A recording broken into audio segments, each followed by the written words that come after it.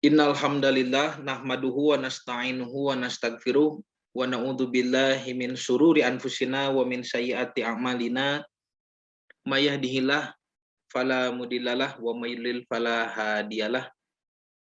Asyhadu an la ilaha illallah wahdahu la syarikalah wa asyhadu anna Muhammadan abduhu wa rasuluhu alladzi la nabiyya ba'dah amma ba'du.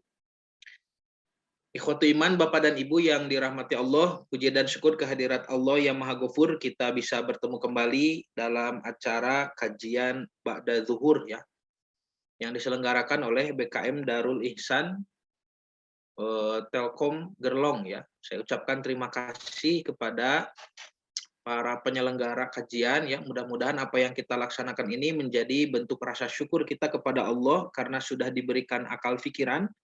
Dan akal pikiran ini akan ditanya nanti di akhirat ya, dipakai apa saja. Allah Subhanahu wa taala berfirman di dalam surah Al-A'raf ya ayat 179 bahwa nanti di akhirat akan ada banyak sekali manusia dilemparkan ke neraka jahanam wa nauzubillah karena di dunia tidak mau berpikir. Allah berfirman, a'udzubillahi minasyaitonirrajim, walaqad dzara'na li jahannama katsiran minal jinni wal insi. Sungguh pasti kami akan lemparkan banyak sekali jumlah dari jin dan manusia ke neraka jahanam wa nauzubillah. Siapa yang dilemparkan itu? Lahum qulubun la yafqahuna biha. Mereka orang-orang yang punya hati ya, qulub disebut sebagian, hatinya saja, yang dimaksud seluruhnya.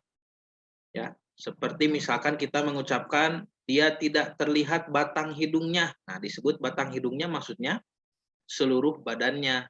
Ustadz Gopur beli sapi 2 ekor, nah disebut ekornya saja, padahal itu semuanya ya, bukan beli ekornya saja. Nah, maka Allah menyebut hati ya, yang dimaksud adalah seluruhnya ya, akal juga termasuk, dia sudah diberikan rezeki oleh Allah kapasitas untuk berpikir ya.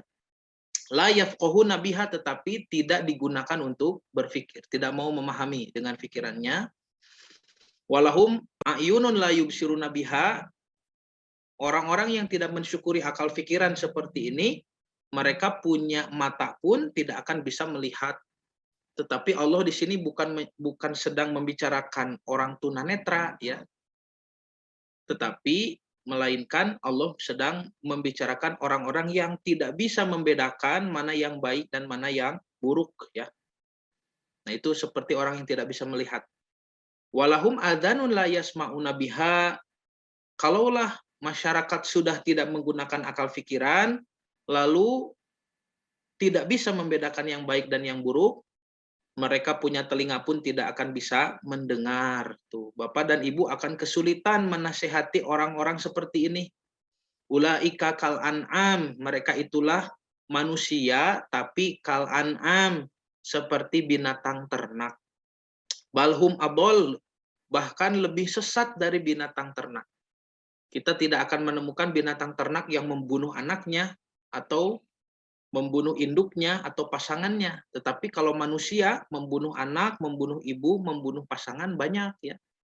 Lebih sesat dari binatang ternak. Kalau sedang musim kawin, binatang ternak misalkan seekor kambing masih menghampiri betina. Dan tidak akan berubah itu sampai hari kiamat. La tabdil li khalqillah, tidak akan ada perubahan ya tentang ciptaan Allah. Laki-laki menghampiri betina, jantan menghampiri betina, tidak ada jantan kepada jantan lagi ya. Itu hanya terjadi ya kepada orang-orang yang merusak ya, yang menyebabkan dirinya menjadi lebih sesat dari binatang ternak. Domba pun tidak ya melakukan hal yang demikian, tapi manusia yang gagal berpikir ya, laki-laki kawin dengan laki-laki lagi, banyak yang mendukung, ini bagaimana?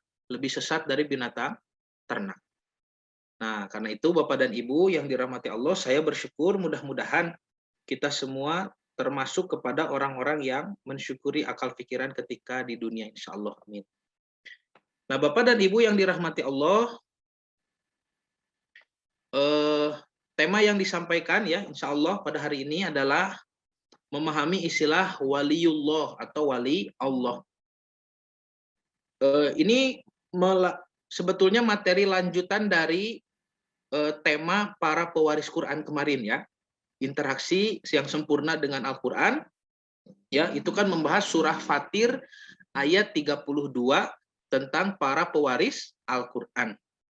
Nah, para ulama ahli tafsir menjelaskan kalau seseorang sudah menjadi pewaris Al-Quran, artinya sikap ya dari mulai akhlak sehari-hari, tindak tanduknya, kemudian apa yang di apa yang dipikirkannya itu benar atau apa yang dipikirkan itu salah ya, hukum yang diterapkannya itu sesuai dengan Al-Qur'an. Maka itulah yang dimaksud oleh Sayyidah Aisyah radhiyallahu anha bahwa Rasulullah SAW itu berakhlak Al-Qur'an ya. Nah, karena itu orang tersebut menjadi orang yang berilmu karena memahami seluruh isi Al-Qur'an. Dan ketika seseorang itu memahami seluruh isi Al-Quran, dia bisa mengamalkan apa yang Allah harapkan, apa yang Allah inginkan dari seorang manusia. Ya, nah inilah yang dimaksud dengan Allah menciptakan khalifah di muka bumi. Manusia itulah yang mengamalkan Al-Quran sehingga apa yang dia lakukan sesuai dengan apa yang Allah kehendaki. Nah, maka yang disebut dengan manusia pada kapasitas seperti ini ya disebutkan di dalam Quran sendiri. Istilahnya adalah waliullah begitu. Jadi yang disebut dengan wali Allah itu adalah manusia yang sikapnya, akhlaknya, ya, tindak tanduknya serta hukum yang dia terapkan itu sama dengan apa yang Allah tetapkan. Itu wali. Jadi Nabi Muhammad SAW dulu sebagai waliullah ya. Para sahabat sepeninggal Nabi ya yang menegakkan kekhalifahan Islam terus ya sampai kekhalifahan Turki Utsmani.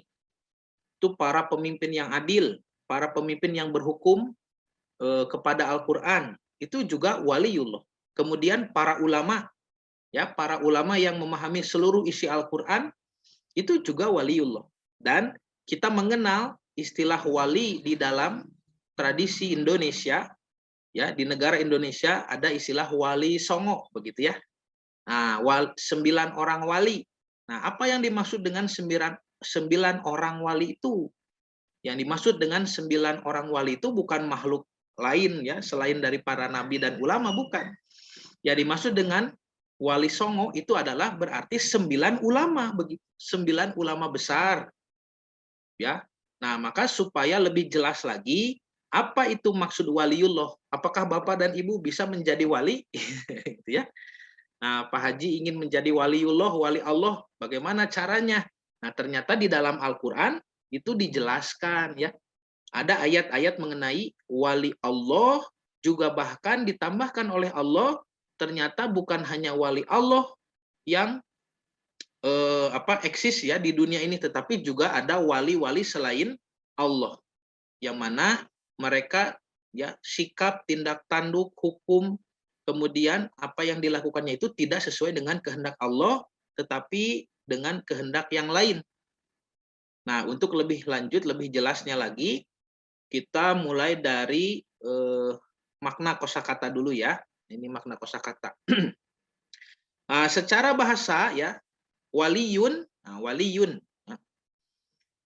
Di dalam Al-Qur'an yang mana ini adalah bentuk mufrad ya, bentuk tunggal. Bentuk tunggal, nanti bentuk pluralnya atau bentuk jamaknya adalah aulia.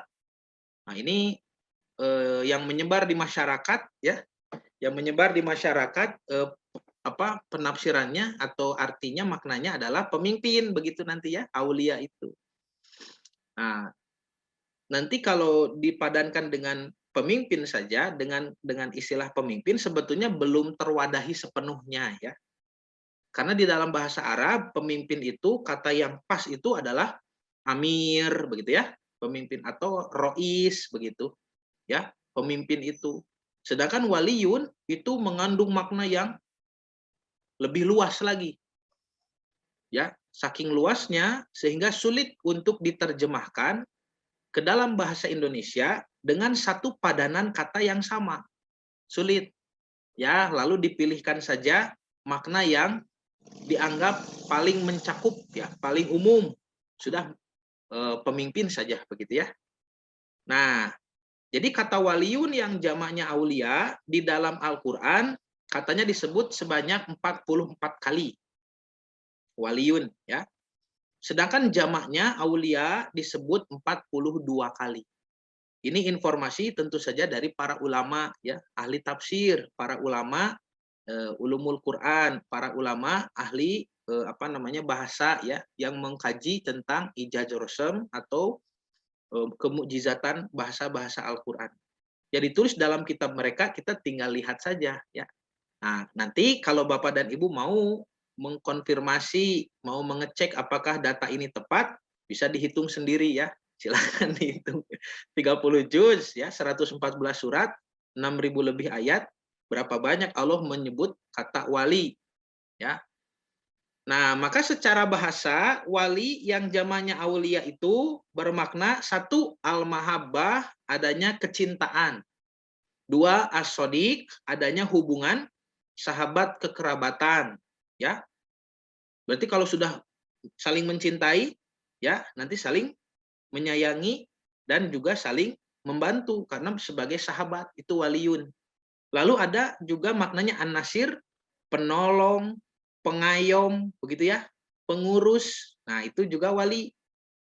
Nah, dan kemudian makna terakhir adalah al-hukam, penguasa. Dia yang menguasai seseorang.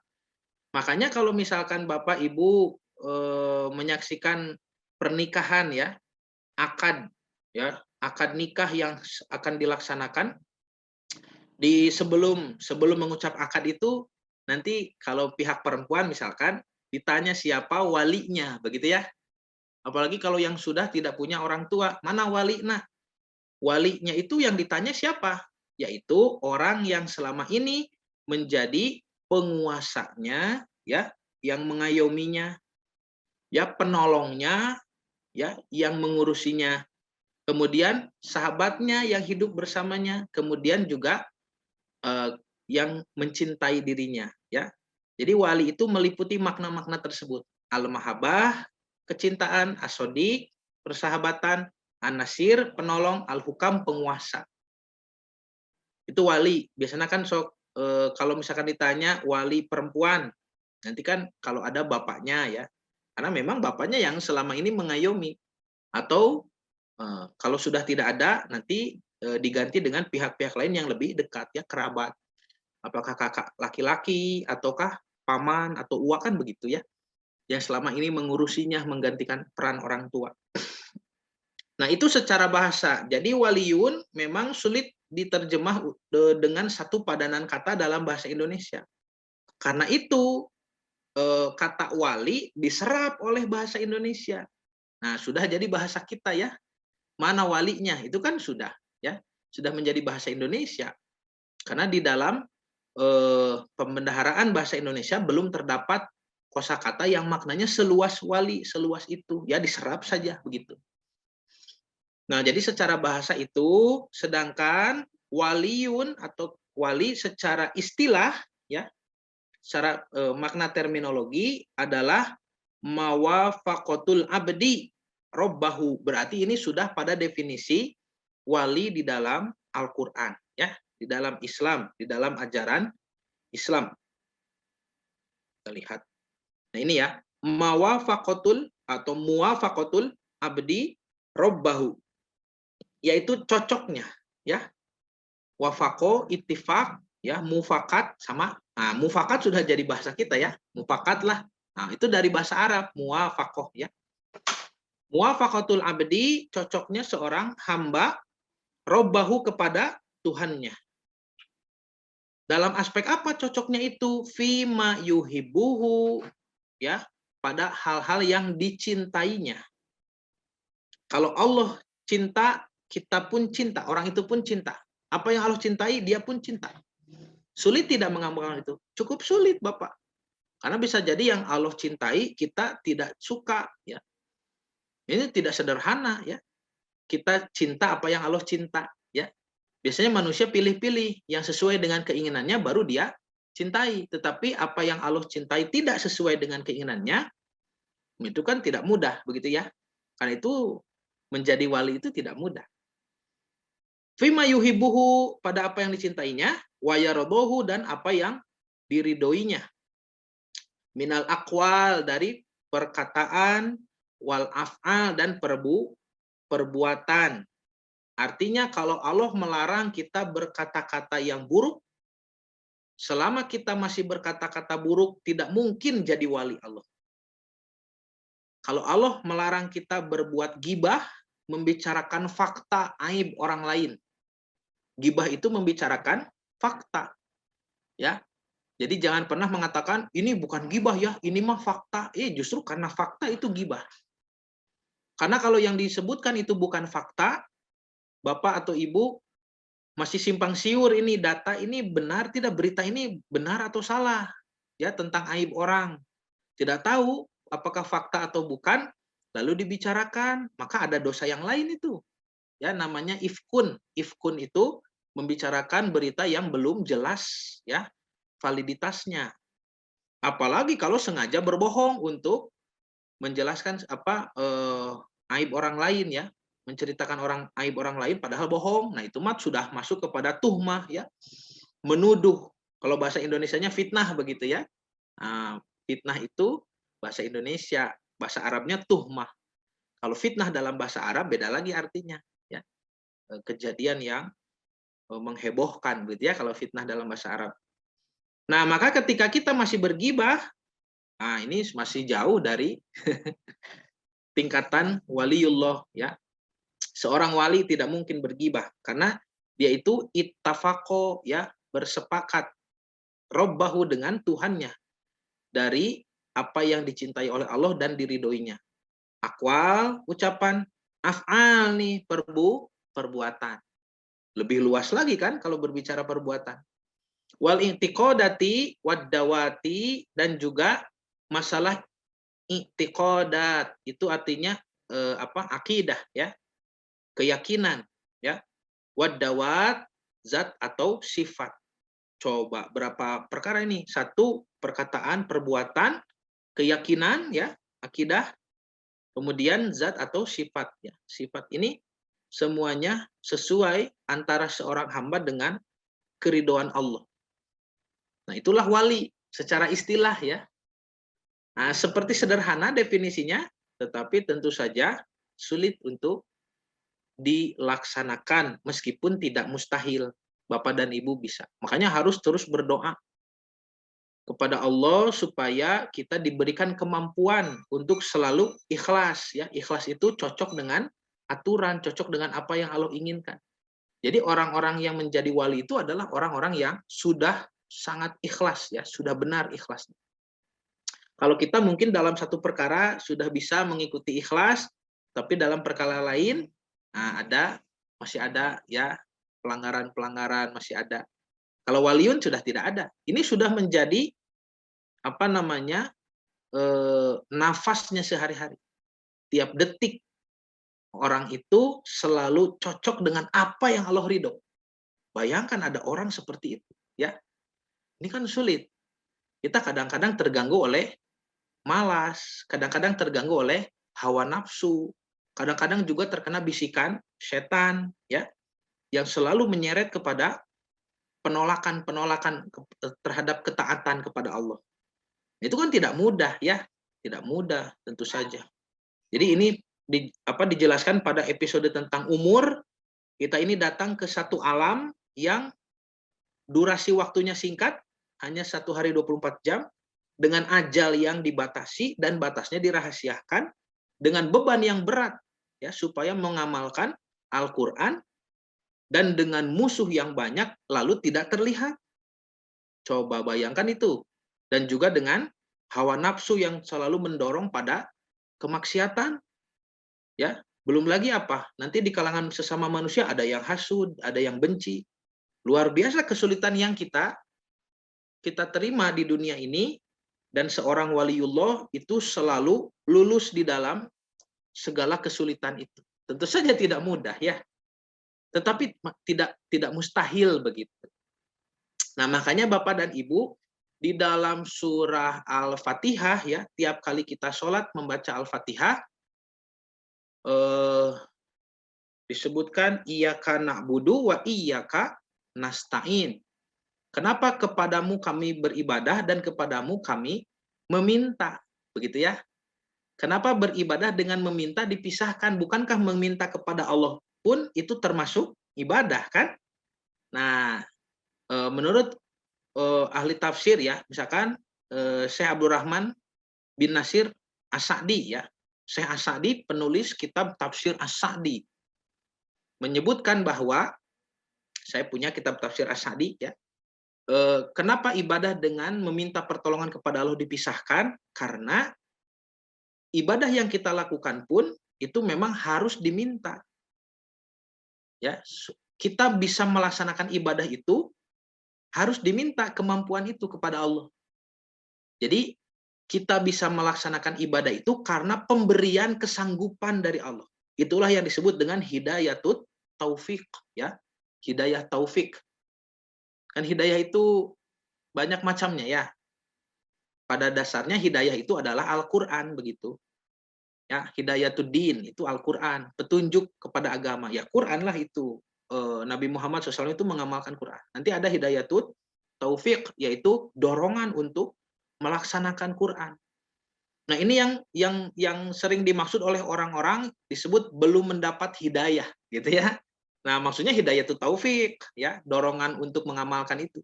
Sedangkan hidayah itu sendiri, ya, yang bermakna Al-Qur'an sudah ada, tidak usah ditunggu, tidak usah dicari. Kalau mau menunggu, menunggu sampai kapan? Kalau mau cari, cari mau kemana? Ini sudah ada hidayah itu. Makanya Allah berfirman, wa'tasimu bihablillahi jami'an. Peganglah tali Allah ini ya dengan kuat jami'an dan secara berjamaah ya. Tidak bisa soleh sendirian. Wa'tasimu bihablillahi jami'an wala tafarraqu, janganlah berpecah belah. Makanya disebut dengan hidayah itu seperti tali Allah. Ya, tali ini Al-Qur'an itu tali yang kuat dan kita harus berpegangan untuk bisa menyeberang sungai yang deras itu ya. Fitnah dunia, sungai ini adalah fitnah dunia. Kita harus berpegangan kuat kepada Al-Qur'an, kepada tali itu. Nanti kalau di tengah jalan ada orang yang masih tergelincir, masih jatuh, ya, bukan salah talinya, tetapi salah orang tersebut kenapa tidak berpegang dengan kuat, begitu ya. Nah, talinya sudah sangat kuat. Itulah makna hidayah. Nah, sedangkan kemampuan untuk menggenggam tali itu, kemauan, keinginan ya untuk menggenggam tali itu, itulah hidayatut taufik. Sedangkan hidayah itu sendiri adalah Al-Qur'an, begitu ya. Nah, ini makna wali secara istilah. Sekarang kita masuk pada lafad waliyullah. Berarti sudah menjadi kata yang ditambah ya. Kalau tadi wali saja, secara bahasa artinya sudah, secara istilah tadi ya, orang yang selalu sesuai dengan apa yang Allah kehendaki. Sekarang bagaimana ketika disebut waliyullah? Nah, waliyullah, wali Allah. Nah, maka dijelaskan ini oleh para ulama ahli tafsir, waliyullahi huwa mahabbatuhu lima yuhibbullah wa yardahu bima yardahullah wa amaluhu bidzalika kullihi wa mailuhu ilaihi ala wajhil mulazamati lahu. Itu sama ya, wali, makna wali secara istilah sama dengan yang tadi. Cuma ini lebih ditekankan lagi ya kepada Allahnya begitu. Jadi ada waliullah adalah orang yang cintanya sesuai dengan apa yang Allah cintai, sama ya, ridhonya sesuai dengan apa yang Allah ridhoi, seluruh amalnya ya dan kecenderungannya, amaluhu dan mailuhu. Mailun itu condong ya, hatinya condong. Mailun atau malun itu kecondongan hati. Makanya harta disebut mal ya.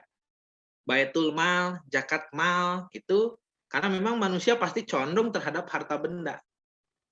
Ya. Kecondongannya itu ilaihi, selalu kepada Allah. Contohnya nanti Nabi Ibrahim ya dan para nabi yang lain tentu saja Tapi Nabi Ibrahim disebut orang yang condong selalu kepada Allah, kepada kebaikan. Nanti sifat condongnya disebut Hanif, Hanaf ya. Hanaf orangnya disebut Hanif gitu. Ya, ala wajil mulazamatilahu, yang dilaksanakan penuh komitmen ya, sungguh-sungguh kepada Allah. Jadi tidak mungkin kan seorang waliullah itu hidup mengejar-ngejar dunia begitu ya.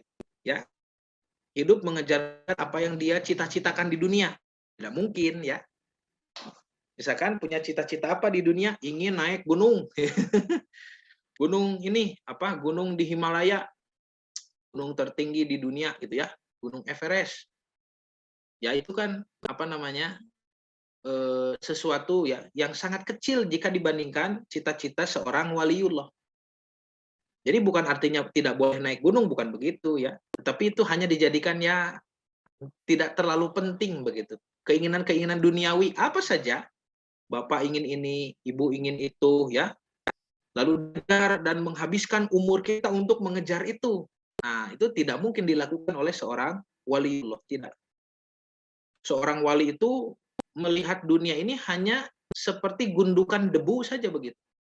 Tidak ada yang lebih dicintai ya. Wa mahabbatuhu liyuhibbullah. Cintanya itu hanya apa yang Allah cintai saja, ya. Sedangkan Allah menghinakan dunia ini di dalam Al-Qur'an. Kenapa disebut dunia ya? Dunia yang artinya dekat atau fana, berubah-ubah, sama juga nanti dengan dani ya. Itu artinya rendah, hina begitu. Tidak mungkin menjadi pokok tujuan hidup seorang waliullah begitu ya. Nah, jadi orientasi hidupnya itu selalu kepada akhirat. Dunia ini tidak lebih dari gundukan debu, yang mana dia tidak lebih hebat, tidak lebih mulia ya dunia ini jika dibandingkan dengan 2 rakaat qobliyah subuh saja tidak ada apa-apanya. Nah, itulah Nabi Muhammad SAW bersabda, ya 2 rakaat qobliyah subuh itu lebih mulia dari dunia dan isinya. Apa maksudnya? Maksudnya kalau kita ingin tahu apa yang dimaksud dengan qobliyah subuh lebih hebat dari dunia dan isinya, maka Bapak dan Ibu harus tahu dulu apa itu dunia dan isinya. Ya. Jadi Nabi Muhammad SAW tidak sedang menunjukkan 2 rakaat qobliyah subuh itu apa, begitu bukan ya. Tetapi sedang menunjukkan dunia itu terlalu kecil, terlalu rendah, terlalu hina.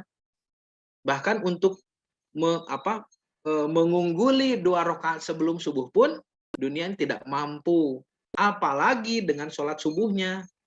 Sholat subuh Bapak dan Ibu yang diterima oleh Allah Subhanahu wa Ta'ala itu jauh lebih hebat daripada dunia dan isinya. Itu maksudnya. Banyak orang yang mencari makna, emangnya ada apa di 2 rakaat sebelum subuh katanya. Kenapa lebih baik dari dunia dan isinya? Wah, berarti 2 rakaat qobliyah subuh itu begini begitu. Maksudnya bukan ke situ ya, tetapi Nabi sedang menjelaskan betapa rendahnya dunia ini ya. Sehingga dibandingkan dengan sholat rawatib saja, itu pun rawatib tidak seluruhnya. Ya. Rawatib kalau seluruhnya kan berapa rakaat? 12 ya. 12 rakaat 1 hari 1 malam. Ini 2 rakaat yang pertama saja di subuh tidak ada atau tidak menjadi bandingan.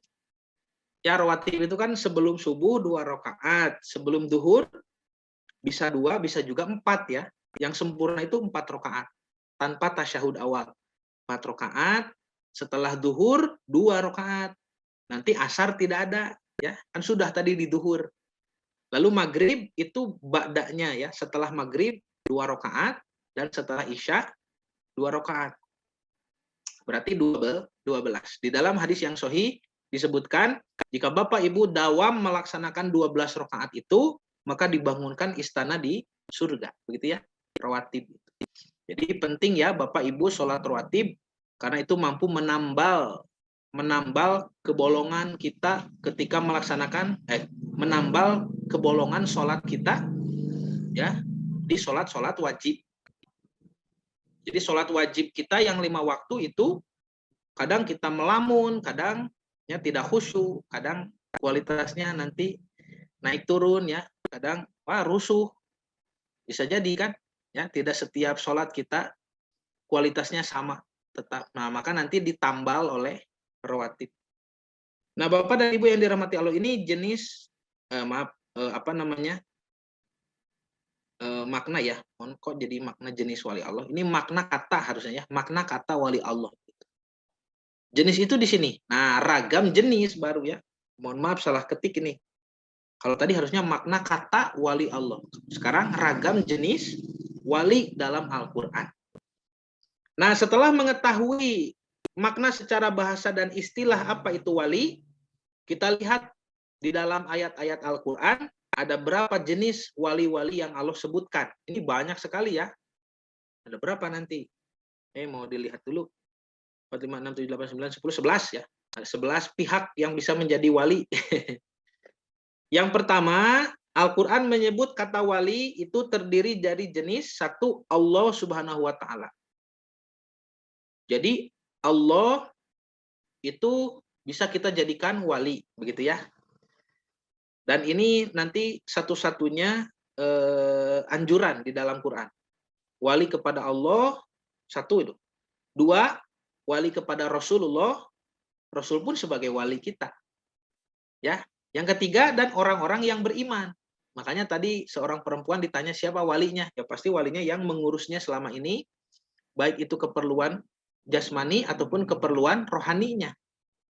Nah, Allah, Rasul, dan orang yang beriman, ditambah nanti di nomor 4, wali dari orang yang bertakwa. Ya, ini samalah maknanya dengan orang beriman tadi. Itu adalah satu-satunya pihak yang dianjurkan, diperintahkan di dalam Quran untuk dijadikan wali. Kenapa ada 4? Ada Allah, ada Rasul, ada orang beriman, ada orang takwa. Karena 4 ini sejatinya adalah satu. Ya, saya ulangi. 4 pihak ini, Allah, Rasul, orang beriman, orang bertakwa, sejatinya adalah satu pihak, yaitu waliullah, ya, wali di jalan Allah. Ya, fisabilillah semuanya ini. Jadi tidak membuat jalan yang lain. Ini jalan Allah, ini jalan Rasul, ini jalan orang beriman, bertakwa, bukan begitu. Tapi 4 pihak ini Allah izinkan kita menjadikan wali, ya, maka maksudnya adalah memang 4 pihak ini berada pada satu jalan yang sama. Nah, ini disebutkan di surah Al-Maidah ayat 55. Ya. Yang mana sebelumnya nanti kalau kita baca di beberapa ayat sebelum ini, di ayat 51, Allah menyebut ada wali yang lain. Nah, tapi kita lihat dulu ini ya. Ayat 55. Allah berfirman, innama waliyukum. Nah, sesungguhnya walimu itu, ya, siapa? Allahu. Allah wa rasuluhu, dan Rasulullah, walladzina amanu, dan juga orang-orang yang beriman. Artinya orang beriman taat kepada Rasul. Rasul taat kepada Allah. Maka ini jalur yang sama. Nanti ditambah orang yang bertakwa ya, kategorinya di dalam surah Yusuf. Ya, di poin keempat. Ini jalan yang sama. Bukan artinya kita punya 4 wali, bukan begitu ya. Tetapi ketika kita menjadikan Rasul sebagai wali, maka memang Rasul berada di jalan Allah ya.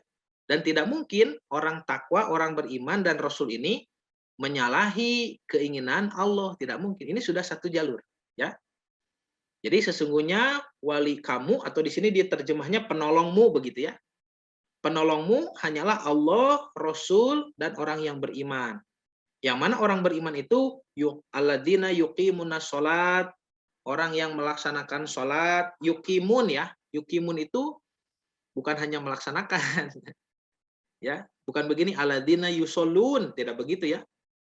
Orang-orang yang melaksanakan sholat tidak. Yuqimunas sholat. Ya. Qawam ya. Yuqimun itu dari kata qawama, qawam mendirikan sholat. Jadi perintah aqimus sholat, dirikanlah sholat. Ini kan perintah yang mencakup keseluruhan terkait dengan praktek ibadah sholat ya. Kalau sholat itu bisa dilaksanakan di berbagai macam tempat, misalkan di seluruh, kata Nabi dalam hadis, Allah menjadikan bagiku seluruh bumi ini sebagai tempat sujud. Kecuali kamar mandi dan kuburan. Ya. Di kamar mandi atau di kuburan tidak boleh melaksanakan salat. Di seluruh tempat selain dari 2 tempat itu boleh kita melaksanakan salat ya, selama memungkinkan untuk melaksanakannya ya, seperti tempatnya bersih dari najis begitu ya. Nah, maka yang lebih baik daripada seluruh tempat yang ada di dunia ini adalah sholat di rumah Allah, di masjid. Itu ada fadilah tersendiri yang Nabi sebutkan ya, derajat untuk sholat di masjid itu memiliki kelebihan daripada di tempat yang lain di luar masjid. Ya. Nah, maka orang-orang yang diperintah untuk mendirikan sholat ini harus juga mendirikan tempat yang paling baik untuk melaksanakan sholat, alias masjid. Ini juga perintah membangun masjid. Dan nanti ketika masjid sudah dibangun, sholatnya dilaksanakan secara berjamaah kan, tidak mungkin sendiri-sendiri. Ya, di awal waktu berjamaah begitu, dan itu harus ada orang yang menjadi imam. Artinya perintah juga mengangkat imam. Juga menunjuk muadzin, ya. Juga nanti bagaimana mengedukasi umat supaya bisa sholat berjamaah. Berapa banyak ya umat Islam khususnya di Indonesia lah yang masih kebingungan bagaimana tata cara sholat berjamaah itu. Ada orang yang ketika datang ke masjid safnya sudah penuh, harus membuat saf baru di belakang, lalu dia sholat sendirian di belakang. Itu kan tidak boleh. Hadisnya jelas. Ya, Nabi mengajarkan kita kalau sholat sendirian di belakang saf tidak bisa, harus membawa satu orang teman dari saf yang ada di depan kita. Ini berapa orang yang paham fikih sholat sampai ke sini? Kan sedikit sekali orang yang paham. Ya, jadi membuat saf baru itu minimal harus ada dua orang kan, diantaranya begitu. Itu perintah sholat itu tidak sederhana, makanya aqimus sholat ya. Itu harus diedukasi juga masyarakat, artinya harus ada pengkajian tentang bagaimana Nabi dan para sahabat melaksanakan sholat gitu ya. Nah, makanya di sini orang-orang yang beriman adalah yang mendirikan sholat. Artinya apa namanya? Ibadah sholatnya itu sudah beres ya, sesuai kehendak Allah. Wa yu'tuna zakat, dan juga menunaikan zakat, wahum rokiun, dan mereka ruku. Maksud di sini adalah tunduk ya kepada Allah. Jadi bukan membuat wali kedua atau ketiga ya, tetapi ini adalah wali yang berada di satu jalur, yaitu jalur waliullah. Nah, Bapak dan Ibu yang dirahmati Allah. Kemudian yang keempat, orang bertakwa ini di Yunus 6263. Ala, ingatlah, inna auliya Allah, sesungguhnya wali-wali Allah itu la khaufun alaihim, tidak rasa takut, tidak ada rasa takut ya atas mereka. Walahum yahzanun, dan mereka tidak merasa bersedih. Tidak ada yang ditakutinya kecuali Allah. Ya. Alladzina amanu wa kanu yattaqun, yaitu orang-orang yang beriman. Berarti kalau beriman disebutkan di ayat yang sebelumnya tadi, yang melaksanakan sholat, menunaikan zakat, ya tunduk kepada semua perintah Allah, wa kanu yattaqun, dan senantiasa bertakwa. Nah, ini takwa orang bertakwa. Apa bedanya orang beriman dengan orang yang bertakwa? Begitu ya. Yang beriman pasti berislam kan? Kalau yang berislam belum tentu beriman. Orang yang berislam itu kan melaksanakan rukun Islam, syahadat, sholat, sedekah, zakat, haji, begitu. Orang munafik dulu di zaman Nabi berislam, dia melaksanakan seluruh rukun Islam, tapi di hatinya tidak ada iman. Ya. Nah, asal rame saja begitu. Orang lain sholat, ya sholat, gitu ya. Jadi yang berislam belum tentu beriman. Tetapi yang beriman pasti melaksanakan rukun Islam, karena dia sudah beriman kepada Allah. Pasti berislam. Ya. Pasti berislam. Nah, maka orang yang melaksanakan seluruh rukun Islam, yang wajib, yang sunnah, ya dilaksanakan, yang makruh ditinggalkan, yang haram ditinggalkan, itu sudah soleh, sudah beriman, berislam. Yang mubah dibolehkan, dilakukan tidak apa-apa karena dibolehkan. Itu sudah beriman, berislam. Tetapi orang yang bertakwa ini lebih dari itu. Orang yang bertakwa ditambah dengan memilah-milih perkara mubah. Orang bertakwa tidak sembarangan melaksanakan perkara mubah. Mubah itu boleh kan? Ya boleh, silahkan. Mau berbicara silahkan mubah, mau nonton TV silahkan mubah, mau makan minum silahkan, boleh. Tapi kalau orang bertakwa, perkara boleh pun itu dipilih-pilih. Tidak setiap waktu dia berbicara, tidak semua tontonan dia lihat, tidak semua makanan dan minuman dia konsumsi, itu sangat hati-hati. Kalau perkara mubah itu menyeret kepada dosa, dia pasti tinggalkan. Ngobrol, hukumnya mubah. Tapi ketika didengarkan, temannya sedang membicarakan orang lain. Wah, dia langsung pergi ya. Wa anil lagwi mu'ridun. Dan kepada perkara yang melalaikan, dia berpaling. Itu orang-orang yang bertakwa. Ya. Kemudian kalau tidur misalkan, tidur karena malamnya mau sholat tahajud, ya tidur siang, ya silahkan. Itu bagus, ya menyeret pada pahala. Tapi kalau tidur karena malamnya ingin begadang misalkan, itu dihindari oleh orang bertakwa begitu ya. Begadangnya tidak jelas apa ya, ngobrol-ngobrol atau nonton begitu. Itu dihindari oleh orang bertakwa. Jadi takwa ini ada nanti kehati-hatian yang khusus dari sikap beriman dan berislam. Ini sudah level paling tinggi ya. Bagi orang yang bertakwa, perkara sunnah itu terasa seperti wajib. Bagi orang yang bertakwa, perkara makruh itu terasa seperti haram, ya ditinggalkan. Yang sunnah diborong, wah ini sunnah Rasul, ya. Dia semangat seperti melaksanakan ibadah wajib. Dan yang mubah, yang boleh itu dipilah-pilih, itu orang bertakwa. Makanya sahabat Umar kan ketika bertanya kepada sahabat siapa itu ya tentang takwa, maka ketika dijawab dengan pertanyaan ya, bagaimana apa yang kamu lakukan ketika melewati jalan berduri? Kata Umar, aku akan berhati-hati supaya tidak menginjak duri. Itulah takwa. Ya, berjalan itu kan mubah, ya. Itulah takwa. Nah, nanti Bapak Ibu, takwa ini jadi kurikulum ya. Kurikulum apa namanya? Saum nanti, ya. Saum itu kan kurikulumnya takwa, ilmu, syukur, rusdun. Nah, ini 4. Nanti dijelaskan lah ya. Tidak di bulan Februari, mungkin di bulan Maret lah, insya Allah ya, sebelum datang Ramadan. Kalau kajiannya masih berlanjut, ya insya Allah dijelaskan bagaimana ya apa namanya membahas tentang tujuan-tujuan saum, kurikulum ibadah saum di bulan Ramadan. Salah satunya takwa. Kenapa? Karena takwa bisa dilatih dengan saum, ya.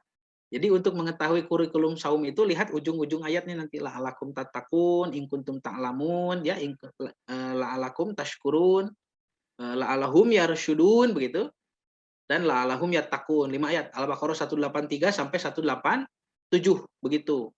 Takwa disebut 2 kali 183 dan 187. Nanti ada ilmu, syukur, rasyid ya atau rusdun ya dan ditutup dengan takwa lagi. Ini adalah dari 5 ayat ada 4 sifat yang disebut oleh Allah, sifat takwa, ilmu, syukur, rusdun. Ini harapan Allah dan keempat-empatnya ini bisa dilatih di bulan Ramadan begitu ya. Mana buktinya saum melatih takwa? Kalau misalkan Ibu Haji nih, Ibu Haji sudah masak ya untuk berbuka saum. Dari asar kan biasanya masaknya itu jam 5 sore sudah selesai masak ya. Tinggal menunggu suami pulang kerja, tinggal menunggu anak-anak pulang, lalu pada mandi nanti ngabuburit ya. Nah, menunggu adzan maghrib, ini baru jam 5 nih. Makanan sudah tersedia di rumah kita, dan itu makanan milik kita, hukumnya halal, tapi baru jam 5, berani tidak makan? Ini di rumah kita tidak ada siapa-siapa sendirian, ya. Makanan juga punya kita, halal ini. Di bulan Ramadan, dan ibu sedang saum. Berani tidak makan jam 5? Jawabannya tidak berani. Kenapa? Karena Allah tidak ridho kita makan pada jam itu. Ini latihan takwa. Berhati-hati kepada perkara yang dibolehkan. Ya, kan boleh makan ini makanan punya kita, di rumah kita juga ya. Tapi kalau Allah tidak ridho, nah kita tidak melaksanakan. Itu latihan, salah satu ya, di antara latihan takwa dengan saum. Nah, Bapak dan Ibu yang dirahmati Allah. Oh, ini ada chat dari Pak Haji. Pak Haji bertanya, apa ini rapat dan lurusap adalah kesempurnaan sholat jamaah, masyhur dihukumi sunnah. Sholat jamaah di masjid saat ini beberapa orang rapat, tetapi sebagainya secara sengaja menjarak karena taklid pada himbauan prokes. Ya, apa mensikapinya bagaimana? Tentu saja pada asalnya hukum asalnya adalah merapatkan ya. Tidak ada satupun dalil yang memalingkan dari perintah itu. Artinya harus rapat. Kalau misalkan benar situasinya itu membahayakan, seperti misalkan ada virus yang benar-benar ini virus ini ada ya. Karena setiap virus itu di dalam kitab para ulama yang sudah membahas tentang taun, virus itu mematikan dalam waktu yang singkat, yang mati itu banyak dan mati di mana-mana ya. Jenazah itu ada di jalan, ada di trotoar, ada di rumah, ada di teras ya. Dan itu secara massal, set gitu kalau ada virus ya, begitu. Dan tidak mungkin dilaksanakan misalkan sholat berjamaah karena tidak boleh berkerumun. Kalau memang situasinya segenting itu, catat ya, tolong dicatat. Kalau situasinya segenting itu, masjid ditutup oleh Nabi. Nah, itu pernah terjadi ya. Karena ada taun atau karena hujan deras ya, sehingga becek berlumpur tidak bisa dilewati jalan-jalan dulu. Jadi seperti ada ya karena bencana alam begitu kalau di kita, maka Nabi memerintah muadzin ya Bilal bin Abi Robah itu mengucapkan as-sholatu fi rihalikum, salatlah di tempat tinggal kalian. Di dalam adzan diselapkeun gitu ya. Itu kalau situasi genting. Kalau sudah situasinya dimungkinkan aman, nah itu maka kembali kepada rapatnya barisan boleh. Silakan kita sekarang sudah memungkinkan rapat sholat. Lalu masih ada orang-orang yang ketakutan begitu ya, ingin sholat ke masjid tapi malah merusak ibadah di masjid ini. Dia merenggangkan saf karena takut, masih takut ya. Anjuran saya ini bagi imam dan DKM supaya menghimbau saja. Silakan dirapatkan barisannya begitu ya. Rapatkan safnya. Kalau mereka masih tetap dalam pendiriannya untuk renggang, maka inilah yang disebut dengan baro'atu dhimmah, lepas tanggung jawab. Ini bukan urusan kita ya, nanti urusan orang tersebut dengan Allah Subhanahu wa taala. Tapi kalau orang itu pun dia kena Kena korban berita begitu, nanti orang yang membuat berita yang bertanggung jawab di hadapan Allah ya. Nah, Bapak dan Ibu yang dirahmati Allah, begitu ya sementara ya Pak Haji ya jawabannya. Yang kelima, setan juga bisa menjadi wali. Nah, ini berarti kalau waliyu syaiton, bukan waliullah. Secara bahasa artinya walinya setan. Waduh, ini ngeri ya. Mendengarkannya saja sudah tidak nyaman di telinga, walinya setan. Berarti artinya secara istilah adalah orang yang kecintaannya sama dengan kecintaan setan.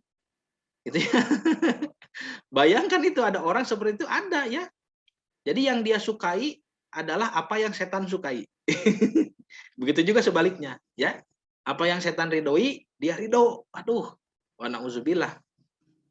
Ya, jadi akhlaknya, tindak tanduknya, hukum yang dipakainya semua sesuai dengan keridhoan setan. Itulah wali-wali setan.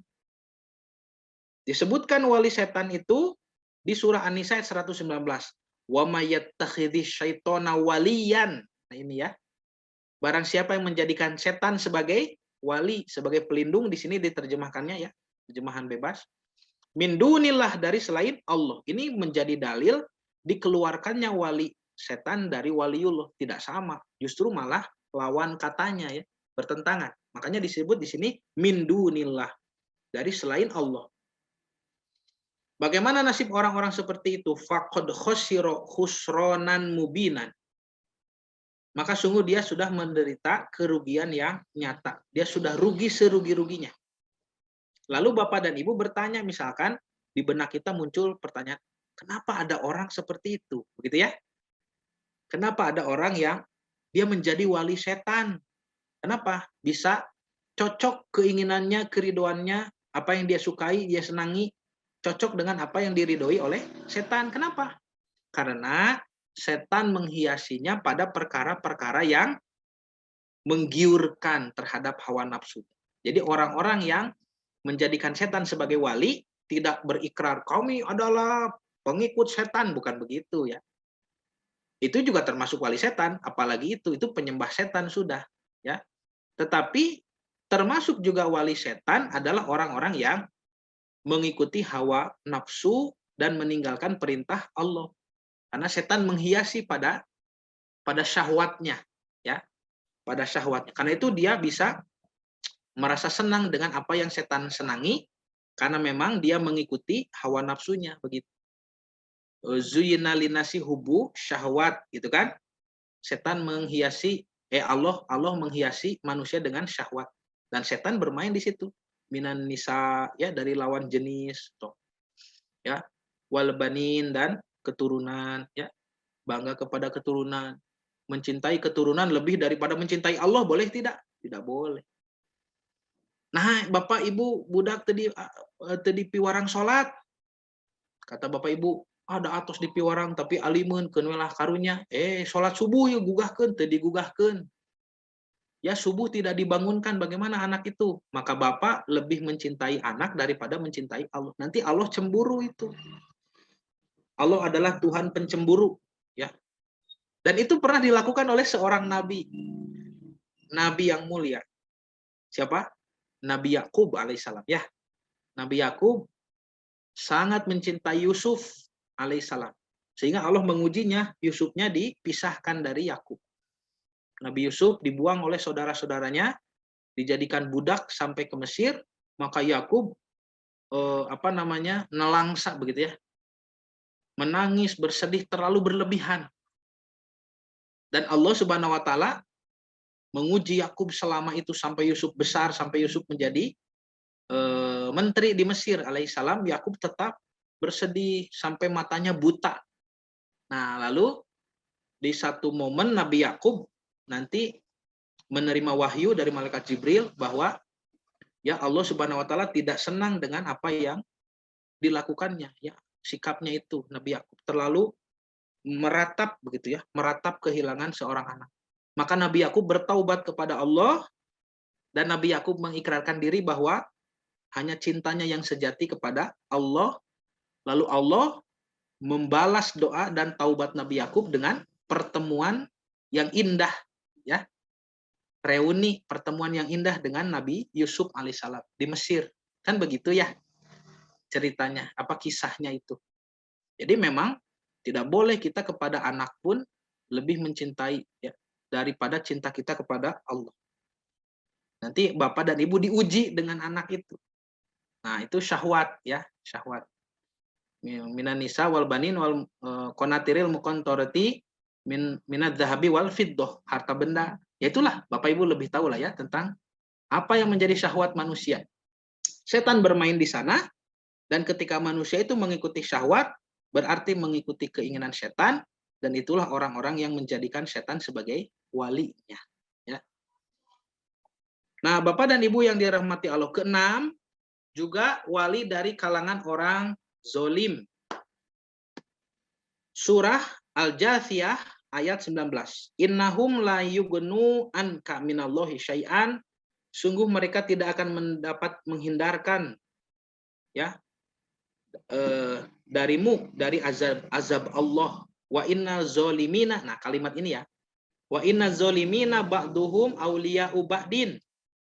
Dan sungguh orang zolim itu sebagian mereka menjadi pelindung, menjadi wali atas sebagian yang lain. Orang-orang zolim ketemu orang zolim, cocok tah, nge-match ya, matching.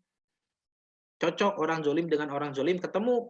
Apa itu zolim? Secara bahasa artinya wad'u syai'in ala ghairi mahali, meletakkan sesuatu bukan pada tempatnya. Ya, kalau dalam hukum Islam, zolim itu artinya pelanggaran ya. Pelanggaran terhadap hukum. Artinya maksiat. Maksiat itu kezoliman di dalam Islam. Maka zolim itu orang-orang yang zolim bertemu orang yang zolim lagi, cocok ya, mereka saling melindungi, mereka saling menjadikan wali tuh ya atas sebagian yang lain.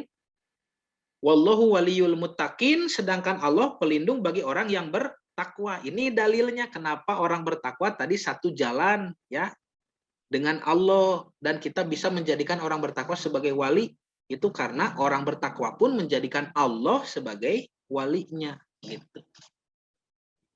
Bisa dipahami ya? Nah, lanjut nomor 7. Nah, ini ahli kitab nih. Ahli kitab pun oleh Allah disebutkan jangan dijadikan wali. Ya ayyuhalladzina amanu, surah Al-Maidah 51, la tattakhidul yahuda wan nasara auliya. Jangan menjadikan Yahudi dan Nasrani sebagai wali, sebagai pemimpin, pelindung, penolong, saling mencintai, saling membantu, tidak boleh. Kenapa? Karena Yahudi dan Nasrani di sini adalah orang-orang zolim. Tuh lihat ujung ayatnya. Innallaha la yahdil qauma zolimin. Ya, zolim ini. Bagaimana kalau Yahudi dan Nasraninya taat kepada hukum Musa, taat kepada hukum Isa? Itu jadi pengecualian nanti. Karena Nabi Muhammad SAW membuat piagam Madinah dengan Yahudi Madinah. Karena Yahudi Madinah dulu Yahudi yang taat kepada hukum Musa. Ya, lalu Nabi juga mengadakan perjanjian dengan Najasyi di Habasyah, di Ethiopia. Itu adalah Nasrani Ortodoks yang masih menyembah Allah sebagai Tuhan yang satu. Dan dia menangis ketika Ja'far bin Abu Thalib membacakannya surah Maryam. Dan akhirnya Najasyi masuk Islam. Nah, kalau Yahudi dan Nasrani yang taat seperti ini, Nabi sendiri pernah bersekongkol, atau bukan bersekongkol artinya negatif nanti ya. Pernah saling membantu, menolong begitu ya. Hijrah pertama para sahabat itu dititipkan kepada orang-orang Nasrani Ortodoks dulu ya. Nah, di sini Yahudi dan Nasrani yang seperti apa? Ini Yahudi dan Nasrani yang dolim. Ya, Yahudi dan Nasrani yang dolim. Jadi banyak orang di sini nanti salah paham. Disangkanya ini adalah satu-satunya ayat yang melarang tentang memilih pemimpin kafir. Padahal keharaman memilih pemimpin kafir banyak sekali ayatnya. Bukan hanya dengan ayat ini ya. Jadi bagaimana hukumnya memilih pemimpin orang kafir? Misalkan Yahudi pemimpinnya atau Kristen, hukumnya tidak boleh. Karena ayatnya banyak kalau itu. Nah, sedangkan di ayat ini ada kekhususan yang khas, yaitu tentang menjadikan wali, bersekutu, bersekongkol, ya, saling mencintai, mengasihi, dekat sekali akrab dengan Yahudi dan Nasrani yang zalim, tidak boleh. Kalau dengan Yahudi dan Nasrani yang tidak zalim, mereka polos, masih memegang erat hukum Torah, masih memegang hukum Injil. Ini Nabi pernah bekerja sama dengan Yahudi dan Nasrani seperti itu. Tetapi dengan Yahudi dan Nasrani yang zalim, maka kita dilarang oleh Allah. Seperti apa Yahudi dan Nasrani yang zalim itu? Ini ada cirinya disebut ba'duhum auliya'u ba'din. Yahudi dan Nasrani yang zalim pasti satu sama lain saling membantu. Jadi kalau ada Yahudi membantu Nasrani, Nasrani membantu Yahudi, ini adalah Yahudi dan Nasrani yang satu sama lain dolim. Kenapa dolim? Karena kalau Yahudi yang tidak dolim, Yahudi yang masih memegang hukum Torah, dia tidak mau bekerja sama dengan Nasrani. Yahudi yang masih memegang hukum Torah, dia memandang ajaran Nasrani adalah ajaran yang sesat. Begitu juga orang Nasrani yang tidak zalim. Dia tidak mau ya mengikuti hukum-hukum Yahudi.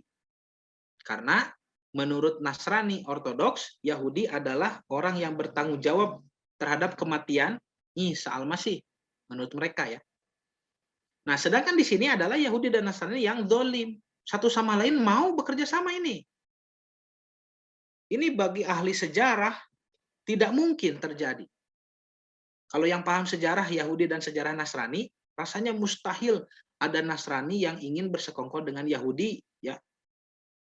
Kenapa? Karena mereka saling membenci. 2000 tahun bermusuhan, di Eropa itu banyak orang Yahudi dibunuh oleh orang-orang Kristen Romawi. Saling membenci. Nah, tetapi ini adalah firman Allah. Ini adalah Al-Qur'an. Al-Qur'an menyebutkan akan ada Yahudi dan Nasrani yang zalim dan mereka satu sama lain saling menjadikan wali. Dan Bapak dan Ibu yang dirahmati Allah, jangan heran kalau di zaman kita ini sudah muncul Yahudi dan Nasrani yang saling membantu, saling menjadikan wali dalam kezoliman. Dan itu bisa kita temukan dalam tubuh pergerakan Zionis. Ya. Pergerakan Zionis itu diprakarsai oleh sebagian Yahudi dan sebagian Nasrani yang bersekongkol. Ya, saya lebih suka menyebutnya perselingkuhan. Ini perselingkuhan Yahudi dan Nasrani. Ini hubungan terlarang sebetulnya menurut tradisi Judaisme ataupun Nasrani. Tetapi mereka bersekongkol. Melupakan permusuhannya selama 2000 tahun. Ya. Dan tidak mungkin kita temukan persekongkolan itu kecuali hanya di tubuh Zionis. Apa ancamannya bagi orang yang membantu pergerakan ini? Wa may yatawallahu minkum fa innahu minhum. Barang siapa yang menolong mereka, orang Yahudi dan Nasrani yang zolim ini, yang satu sama lain saling menjadikan wali, fa innahu minhum, maka kamu orang beriman di mata Allah jadi bagian dari mereka. Nauzubillah min dzalik. Kita dianggap Yahudi dan Nasrani nanti, ya. Makanya jangan membantu Zionis. Tolong bacakan ini kepada pemimpin-pemimpin negara Islam yang takut kepada ancaman Zionis. Ya, dia mau menjilat, ya, menjilat kepada kaum Zionis supaya negaranya aman, supaya negaranya tetap makmur, supaya dia tetap harum namanya di media. Nah, ini Bapak dan Ibu lihat saja ya, pemimpin-pemimpin Islam yang membela kepentingan Islam, umat Islam, dan menentang Zionis, biasanya nasibnya tragis ya. Langsung jadi sasaran pembunuhan. Ya lihat saja nanti rekam jejak pemimpin-pemimpin yang nasibnya tragis itu karena sudah melakukan pergerakan-pergerakan kebijaksanaan politik yang menentang Zionis. Itu ya. Seperti Raja Faisal, ya, Saddam Hussein, Muammar Gaddafi, ya, Presiden Mursi, rahimahumullah ajmain, semoga Allah merahmati mereka, meskipun di sebagian tokoh-tokoh yang saya sebutkan itu tidak semuanya orang soleh, memang tidak, ya. Seperti Muammar Gaddafi kalau disebut apakah beliau orang yang soleh, banyak orang mengatakan tidak, ya, tidak sempurna kesolehannya, tetapi beliau berani berdiri untuk menentang Zionis. Ya, cita-citanya mendirikan USA tandingan. Hebat ya, ingin menciptakan USA tandingan. Kalau di sana di barat ada United States of America, Muammar Gaddafi ingin membuat United States of Africa, begitu ya. Dengan mata uang dinar dirham, ya, mata uang yang disepakati satu benua Afrika. Ini kan bahaya, Zionis tidak suka itu. Ya. Karena preman di Afrika kan itu para Zionis dari Prancis ya. Prancis, dari London, dari Inggris. Sehingga orang-orang negro, orang-orang Afrika kan pada jago bahasa Prancis. Ya, karena memang dijajahnya oleh Prancis ya. Jadi ketika Muammar Gaddafi menyuarakan itu dan ingin mengembargo minyak ya segala macam, menyatukan benua Afrika ya, negara-negara di Afrika menjadi kesatuan negara yang mandiri, tidak terikat dengan penguasa-penguasa kapitalis, ya langsung tragis ya. Beliau dikudeta ya secara menggenaskan.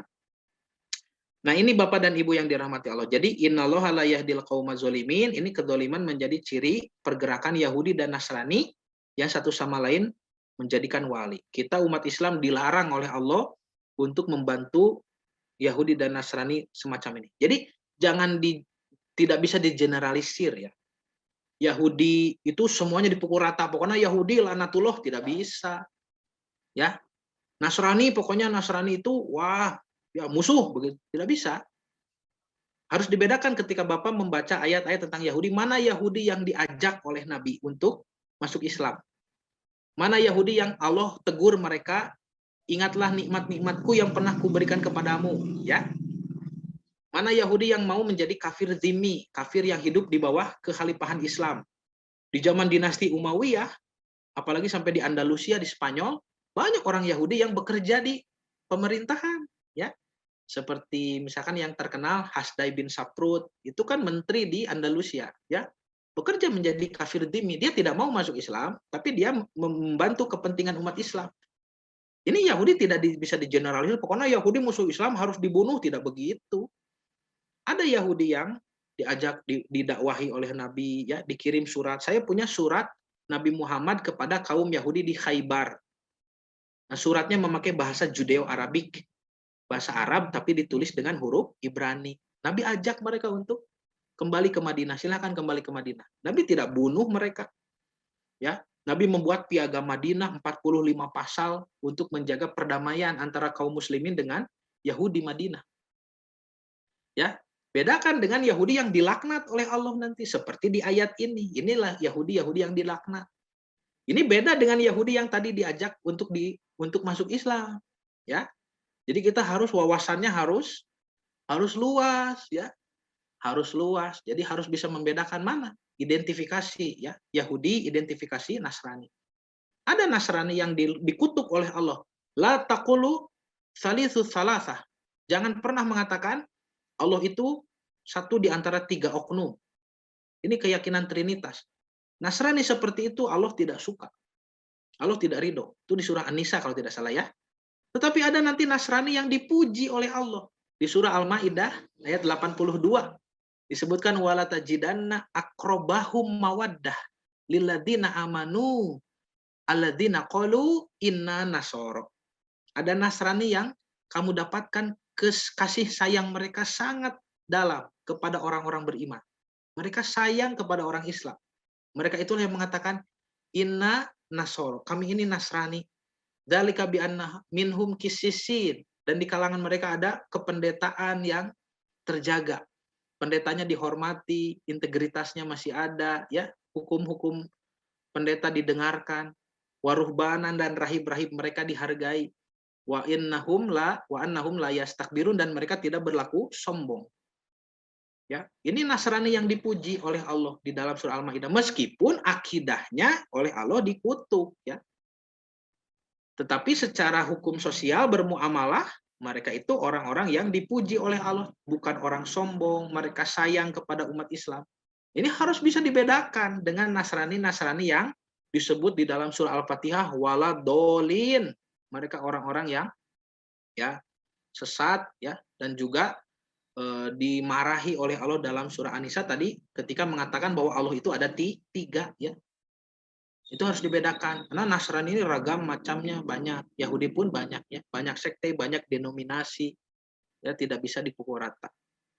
Nah, Nabi Muhammad SAW juga dalam hadis menyebutkan umatku di akhir zaman berperang dengan Dajjal akan bersekongkol dengan kaum Nasrani, tuh, ya. Jadi Nasrani yang mana ini? Harus paham Bapak dan Ibu. Bukan Nasrani yang merubah ajaran Nabi Isa, merusak ajaran Nabi Isa, bukan. Tapi Nasrani yang masih memegang hukum Injil, ya. Meskipun di ayat yang lain dan di hadis Nabi yang lain disebutkan bahwa Nasrani yang dekat kekerabatannya dengan umat Islam ini tetap saja di neraka itu nanti Allah yang memutuskan hukum bagi mereka, ya. Ya. Sampai Nabi mengatakan jika ada Nasrani dan Yahudi yang mendengar namaku, ya, tentang aku sebagai utusan terakhir, tetapi tidak mengikutiku, maka neraka adalah tempat mereka. Itu jelas. Nasibnya di akhirat jelas. Ya, yang sedang kita bicarakan ini adalah interaksi, sosialisasi muamalah kita di dunia. Tidak semua Yahudi dan Nasrani dianggap musuh yang harus dibunuh, tidak begitu, ya. Kan kita juga banyak mungkin tetangga kita Nasrani, ya. Ibu bapak punya tetangga mungkin orang Kristen, ya, kan tidak serta-merta langsung dianggap musuh, kan tidak begitu, ya. Mana Yahudi dan Nasrani yang dianggap musuh oleh Quran, itu harus bisa diidentifikasi. Ini salah satu contohnya. Yahudi dan Nasrani yang zalim, membenci umat Islam, ingin menghancurkan Islam, dan mereka satu sama lain bersekongkol, ya. Oke, selanjutnya 8, wali dari nenek moyang dan saudara-saudara. Nih, surah At-Taubah ayat 23. Ya ayyuhalladzina amanu la tattakhidu aba'akum wa ikhwanakum auliya. Jangan kau jadikan bapak-bapakmu dan saudara-saudaramu sebagai wali. Aduh, ini bertentangan tidak? Bagaimana kalau bapak dan saudara kita, ya, adalah orang beriman dan bertakwa? Seolah bertentangan, ya, padahal ayatnya belum selesai. Ini stahabul kufro alal iman. Bapak kita, nenek moyang, saudara-saudara kita tidak boleh dijadikan wali jika mereka lebih menyukai istahabu, mereka menyukai al-kufro, kekufuran. Tuh, ya. Artinya bukan orang beriman dan bertakwa. Mereka lebih menyukai kekufuran di atas keimanan, ya. Wa may yatawallahu minhum wa may yatawallahum minkum, dan barang siapa yang menolong mereka di antara kalian, kita umat Islam, bapak kita misalkan masih mengamalkan kemusyrikan, kakek kita, lalu kita ridho-ridho saja, aduh jangan. Faulaika humuz zolimun, maka kita pun juga termasuk orang yang zolim, wa na'udzubillah. Ya. Jadi bapak kita misalkan wa na'udzubillah, ya, itu masih sok tataros misalkannya, masih sok sasajen. Nah, itu kita jangan diam, ya. Karena mereka lebih mencintai kemusyrikan daripada iman. Itu harus kita dakwahi ya. Tentu saja dengan cara yang santun. Aduh, kantun 4 menit deh saur Ustaz Gopur. Ini harus ngebut. 9, wali dari kalangan orang-orang kafir. Ini tentu saja ya sudah tidak usah diperdetil penjelasannya ya. Ali Imran 28. La yattakhidil mu'minunal kafirina auliya min dunil mu'minin. Tidak boleh. Karena tentu saja orang kafir ini nanti cocok dengan keinginan setan ya. Mereka adalah waliyu syaiton. Tidak boleh. Nanti diancam oleh Allah tuh. Falaisa minallahi fi syai'in illa an tattaqu minhum tuqat ya. Kalau kita membantu wali-wali orang kafir, maka jika dia tidak akan memperoleh sesuatu pun dari Allah di akhirat. Nihil, tidak dapat apa-apa ya. Malahan mendapat siksa. Disebutkan tuh di bawah. Dan Allah memperingatkan kamu akan dirinya atau akan siksanya ya, dan hanya kepada Allah tempat kembali. Ini tidak boleh. Artinya ini kafir yang melakukan kezaliman ya, wali syaiton. Yang 10, wali dari kalangan keturunan iblis. Ada nih Al-Kahfi ayat 50. Ini ya sebetulnya pihaknya itu-itu juga, wali setan, wali orang kafir, orang dolim, dan ini keturunan iblis sama ya. Sebetulnya pihaknya itu juga, hanya ini perbedaan ragam penyebutan begitu ya. Surah Al-Kahfi ayat 50, afatattakhidunahu wa dzurriyyatahu auliya. Pantaskah kamu atau apakah kamu menjadikan dia dan keturunannya sebagai wali min duni, dari selain aku, wahum lakum aduwun, padahal kalian itu musuh yang nyata dengan dia, dengan iblis itu. Bi salizolimina badalan, sangat buruklah dia iblis sebagai pengganti Allah ya bagi orang-orang yang zalim. Ini terakhir, togut ya, sesembahan yang disembah selain Allah. Allahu waliyul ladzina amanu. Allah itu walinya orang yang beriman. Yuhrijuhum minazulumati ilan nur, mengeluarkan mereka dari kegelapan menuju cahaya. Waladzina kafaru, sedangkan orang-orang kufur, auliya uhumut togut. Nah ini ya, mereka menjadikan togut sebagai wali. Dia menggantungkan diri, ya menggantungkan keridoannya kepada sembahan-sembahannya seperti berhala atau makhluk-makhluk lain yang disembah. Yuhrijunahum minan nuri ila zulumat, yang mana mereka itu mengeluarkan orang-orang kufur dari cahaya kepada kegelapan. Ulaika ashabun nar, itulah penghuni neraka, hum fiha khalidun, di dalamnya kekal. Sudah, ini kesimpulan. Bapak Ibu, jika dicermati dari 11 macam ya ayat-ayat tentang wali itu ya, ternyata hanya pada wali yang bermakna Allah, Rasulullah, orang beriman dan orang bertakwa lah yang isinya disertai dengan anjuran dan perintah untuk dilaksanakan. Sedangkan di ayat yang lain disertai dengan larangan dan juga ditambah ancaman yang keras dari Allah tadi ya. Wa may yatawallahu minkum, wa may yatawallahu minkum, terus saja begitu diancam. Barang siapa yang menjadikan wali, mereka dijadikan wali oleh orang-orang di antara kalian, maka begini, maka begitu, itu diancam ya. Maka untuk itu semua orang yang beriman dan bertakwa adalah wali menurut Al-Qur'an ya. Jadi para ulama, kalau sekarang ada ulama yang sejati ya, itulah wali sekarang ya. Jadi bukan hanya wali songo gitu ya. Ya, jadi menurut Quran wali adalah orang yang cocok ittafaqo ya, muwafaqoh ya, cocok segala bentuk hidupnya, keinginannya ya, tindak tanduknya, akhlaknya, hukum yang dia tegakkan seluruhnya, apa yang dia cintai, apa yang dia ridhoi, apa yang dia benci, apa yang dia tidak sukai, itu dengan apa yang Allah kehendaki. Mereka ada yang sempurna ya, wali-wali Allah itu. Nah, ini ada yang pertengahan dan ada yang masih kurang kewaliannya. Nah, mungkin Bapak dan Ibu pun bisa jadi wali Allah tetapi masih dalam proses tahapan ya. Kalau terus kualitas kita membaik, ya bisa menjadi kualitas ulama kan?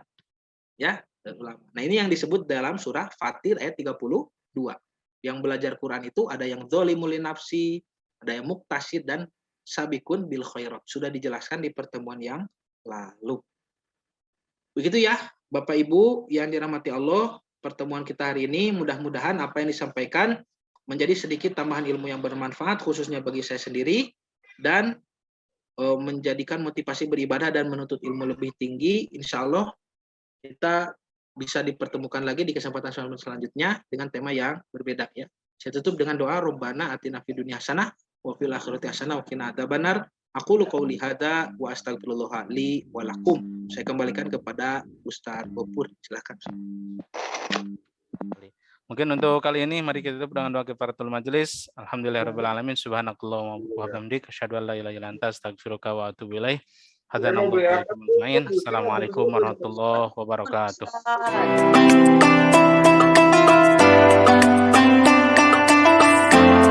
Dia dalam genggamanmu.